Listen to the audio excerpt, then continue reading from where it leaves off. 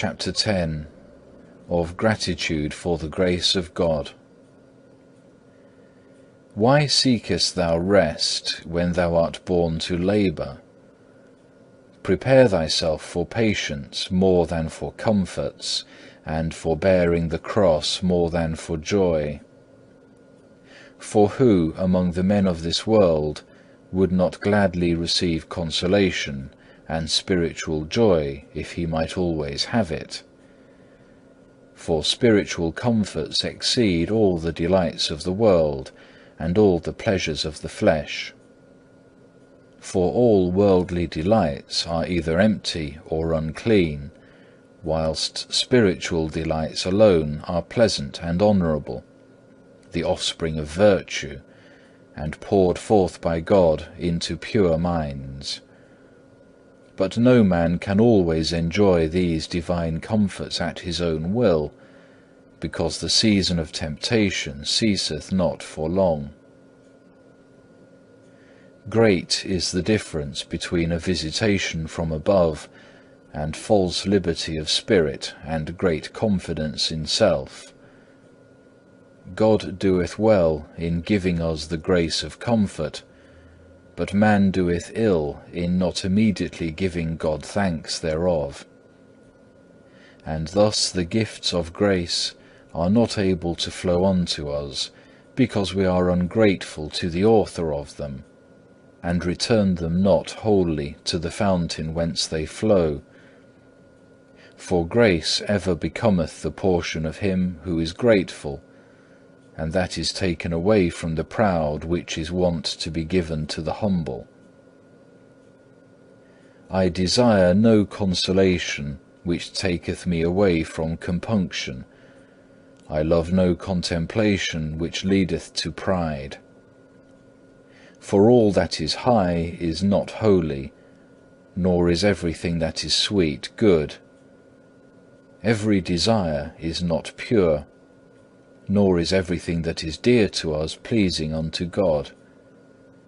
Willingly do I accept that grace whereby I am made humbler and more wary and more ready to renounce myself.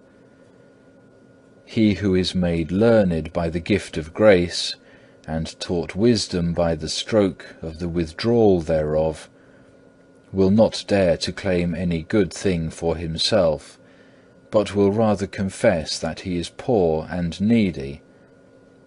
Give unto God the thing which is God's. Matthew 22, verse 21. And ascribe to thyself that which is thine, that is, give thanks unto God for his grace, and for thyself alone confess thy fault, and that thy punishment is deserved for thy fault. Sit thou down always in the lowest room, and thou shalt be given the highest place. Luke 14, verse 10. For the highest cannot be without the lowest. For the highest saints of God are least in their own sight, and the more glorious they are, so much the lowlier are they in themselves. Full of grace and heavenly glory, they are not desirous of vain glory. Resting on God and strong in his might, they cannot be lifted up in any wise. And they who ascribe unto God all the good which they have received, seek not glory of one another, but the glory which cometh from God only.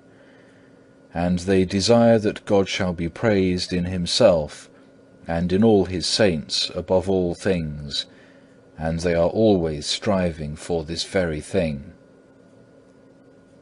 Be thankful, therefore, for the least benefit, and thou shalt be worthy to receive greater.